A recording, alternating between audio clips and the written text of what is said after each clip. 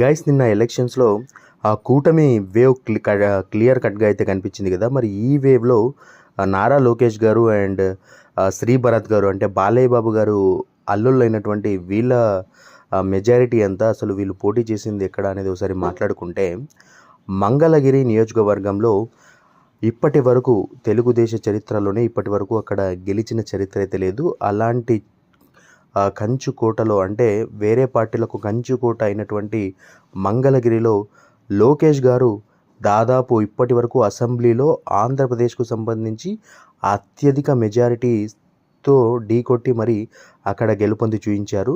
దాదాపు 91,413 ఓట్లతో అసెంబ్లీ ఆంధ్రప్రదేశ్కి సంబంధించిన ఎన్నికల్లో ఇంత భారీ మెజారిటీ ఎవరికి రాలేదన్నమాట.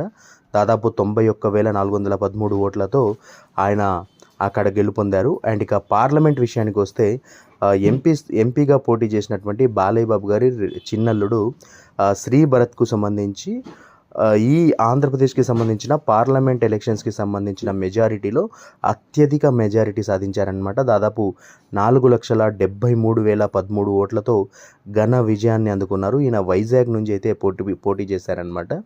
సో మొత్తానికి ఇక బాలయ్య బాబు గారి గురించి మాట్లాడుకుంటే, గత ఎలక్షన్స్ కన్నా ఈ ఎలక్షన్స్లో మరింత మెజారిటీతో ఆయన దిగ్విజయంగా హ్యాట్రిక్ సాధించారు. రాజకీయ పరంగా తన ఎమ్మెల్యే స్థానం పదిలం అనే విధంగా ఆయన మరోసారి హిందూపూర్కు సంబంధించిన ప్రాంతం నుంచి దాదాపు 31,602 ఓట్లతో అత్యధిక మెజారిటీతోనే ఆయన కూడా గెలుపొంది చూపించారనమాట. ఇక ఓవరాల్గా బాలయ్య బాబు గారితో పాటు తన అల్లుళ్ళు కూడా బీభత్సమైన మెజారిటీ నమోదు చేసుకుంటూ గెలుపొందడం నిజంగా సూపర్బ్ అనిపిస్తూ ఉంది. సో ఇది గైస్ ఇవాల్టి వీడియో, అండ్ మరిన్ని వీడియోస్ కోసం మన ఛానల్ని ఫాలో అవుతూ ఉండండి.